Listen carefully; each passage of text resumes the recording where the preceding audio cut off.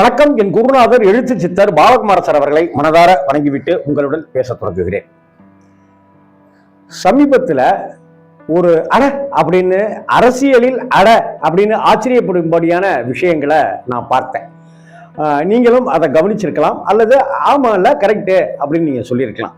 ஒன்று, அமமுக டிடிவி தினகரன் அவர்களுடைய ஒரு பேச்சு, அதே போல தேமுதிக பிரேமலதா விஜயகாந்த் அவர்களுடைய ஒரு பேச்சு. இந்த தேமுதிகவில் பிரேமலதா விஜயகாந்த் அன்னியார் அவர்கள் பேசிய பேச்சும் டிடிவி தினகரன் அவர்கள் பேசிய பேச்சும் எது மாதிரியாக இருந்தது அப்படிங்கிறது தான் அப்படின்னு சொல்ல வச்சது. அதை தான் இந்த வீடியோவில் பார்க்க போறோம். அதாவது நாங்க எந்த கட்சியில கூட்டணி வைக்கிறோமோ அந்த கட்சி தான் ஜெயிக்கும் அப்படின்னு மாறுதட்டி கொண்டு கர்வத்தோடு பேசுகிற கட்சிகள்லாம் இருக்குது. நான் எந்த கட்சியில கூட்டணி வைக்கிறேனோ அந்த கட்சி தான் ஏன் ஜெயிக்கும் அப்படின்னு சொல்றதுக்கு அப்படின்லாம் இருந்ததெல்லாம் நம்ம பார்த்துருக்குறோம். நிறைய பேர் அது மாதிரிலாம் பேசியிருக்காங்க. ஆனால் தொல் திருமானன் கூட அது மாதிரி பேசியிருக்காரு. அது மாதிரி பேசியிருக்கிறாருனாக்கா அதற்கு காரணம் இருக்கு. ஏன்னா கட்சியை வளப்படுத்தி இன்னைக்கு ஒரு கட்டமைப்போட பிரமாதமா உருவாக்கியிருக்காங்க திருமானன். அதனால அவங்க அப்படி பேசுனதுல ஒரு நியாயம் இருக்கு கண்டிப்பா. அதனாலதான் நீங்க எங்க கூட கூட்டணி வாங்கன்னு விஜய் அவர்கள் கெஞ்சி இன்னி வரைக்கும் கேட்டுக்கிட்டே இருக்காங்க. அதே போல எடப்பாடி அண்ணனும் வாங்கன்னு கூப்பிட்டுக்கிட்டே இருக்காங்க திருமானனை. ஆனா திருமானன் திரும்பி கூட பார்க்கல, செவி மடுக்கல. ஆனால் சமீபத்துல நாங்கள் யாரோட கூட்டணி வைக்கிறோமோ அந்த கட்சி ஜெயிக்கும் அப்படின்ற வார்த்தைய சமீபத்துல டிடிவி தினகரன் அவர்கள் சொல்லல. ஆமா, நீங்க எல்லாம் எதிர்பார்க்கிற மாதிரி ஒரு நல்ல கூட்டணி அமையும். நாங்க பாரதிய ஜனதா கட்சி கூட்டணியிலிருந்து வெளியில வந்துட்டோம். ஏன் சேர்ந்தோம் அப்படின்னாக்க அண்ணாமலையார் அண்ணன் பிரமாதமா ட்ரீட்மெண்ட் நடத்தினாரு. அவருடைய செயல்பாடுகள் ரொம்ப நல்லா இருந்துச்சு. அதனால திரு அண்ணாமலை சொல்றதன்படி நாங்க இருந்தோம். இப்ப அண்ணாமலையே இல்லைன்னு ஆகி போச்சு. எங்களுக்கு உண்டான மரியாதையும் இல்லாம போச்சு. நயினார் நாகேந்திரன் எங்களை மதிக்கல, அதனால நாங்க வெளியில வரோம் அப்படின்னு அண்ணாமலையை உயர்த்தியும் நயினாருக்கு ஒரு கார்னர் செக் வைத்தும் டிடிவி அவர்கள் பேசியிருந்தார். இதை அடுத்து நீங்க என்ன கூட்டணினாக்கா அவர் என்ன இப்ப டிடிவி என்ன திமுக கூட கூட்டணி வைக்க முடியும்? அப்ப அவருக்கு இருக்கிற ஒரே ஆப்ஷன் விஜய் கட்சி தான். இதை நம்ம 1.5 மாதங்களுக்கு முன்னாடியே நம்ம ஒரு வீடியோல பதிவிட்டிருந்தோம். டிடிவி, ஓபிஎஸ், சசிகலா இவங்க எல்லாருமே அப்படியே விஜய் கட்சிக்கு போய் கூட்டணி பலத்தை சேர்ப்பதற்கு ஒரு பிளான் ஒன்று, அது ஒரு பி பிளானாக பிஜேபி திட்டமிட்டிருக்கு அப்படின்னு நம்ம ஒன்று சொல்லியிருந்தோம். இப்போதைக்கு பார்த்தாக்க பிஜேபியினுடைய திட்டமிடலாத்தான் இந்த டிடிவி அவர்கள் சொன்னதையும் நம்ம உற்று கவனிக்க வேண்டியிருக்கு. என்ன சொல்றாரு? நாங்க எந்த கட்சிக்கு போறோமோ அந்த கட்சி ஜெயிக்கும் அப்படின்னு சொல்லலை. ரொம்ப தன்னடக்கத்தோட ஜெயிக்கிற கட்சியில் நாங்கள் கூட்டணி வைப்போம் அப்படிங்கிறதுல டிடிவி உறுதியா சொல்றாரு. 2-3 இடத்துல இதை சொல்றாரு. இதே போல பாஜகவோட கூட்டணி இருந்த தேமுதிக, கேப்டன் கட்சி தேமுதிக, அதை அடுத்து அதிமுகவுடன் கூட்டணி வச்சது. அப்புறம் அதிமுகவோடையும் கூட்டணி இல்லாம சமீபத்தில் ராஜ்யசபா எம்பி சீட்டு தருவாங்கன்னு எதிர்பார்த்திருந்த நிலையில தரல, அவங்க எங்களை ஏமாத்திட்டாங்க அப்படின்னு பிரேமலதா விஜயகாந்த் அவர்கள் சொன்னாங்க. இல்லைங்க, நாங்க அப்படிலாம் ஒன்றும் உத்தரவாதம் கொடுக்கலன்னு எடப்பாடி சொன்னார். அவங்க உத்தரவாதம் கொடுத்த கடிதத்தை காமிச்சாக்க அது நல்லா இருக்காது அப்படின்னு பிரேமலதா அன்னியார் சொன்னாங்க.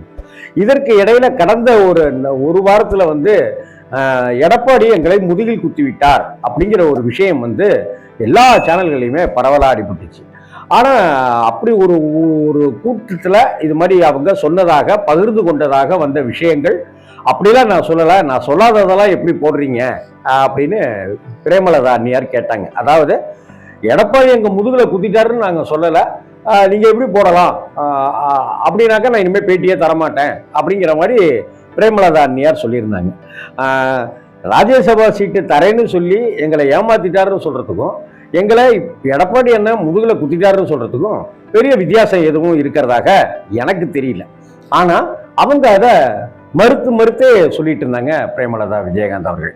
அதற்கு பிறகு அவங்களும் டிடிவி சொன்ன விதமாகவே ஜெயிக்கிற கட்சியில் நாங்கள் கூட்டணி வைப்போம், ஜெயிக்கிற கூட்டணியில் நாங்கள் அங்கம் வகிப்போம் அப்படிங்கிறத திரும்ப திரும்ப சொன்னாங்க.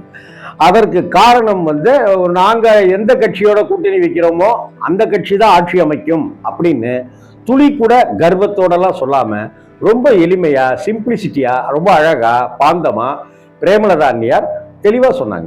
ஜனவரி 9ஆம் தேதி கடலூரில் மாவட்டத்தில் மாநாடு நடத்த போகிறோம், அதில் நாங்கள் டிக்ளேர் பண்ணுவோம், கொஞ்சம் பொறுமையாக இருங்க அப்படின்னு சொல்லி சொன்னாங்க. இதுக்கு இடையில விஜயபிரபாகரன்ட்ட கூட பேட்டி கேட்குறாங்க. அவர் பேட்டி பத்திரிகையாளர்கள் கேட்ட கேள்விக்கு விஜய் கூட கூட்டணி வைப்பீங்களா அப்படின்னதுக்கு அப்படிலாம் கிடையாதுங்க, விஜய்க்கு வந்து விஜய் எங்களுக்கு எல்லாருக்குமே விஜயை பிடிக்கும், விஜயோட நடிப்பு பிடிக்கும், அதே போல் எங்கள் குடும்பத்துக்கும் அவங்க குடும்பத்துக்கும் நல்ல தொடர்பு அண்டர்ஸ்டாண்டிங்லாம் உண்டு.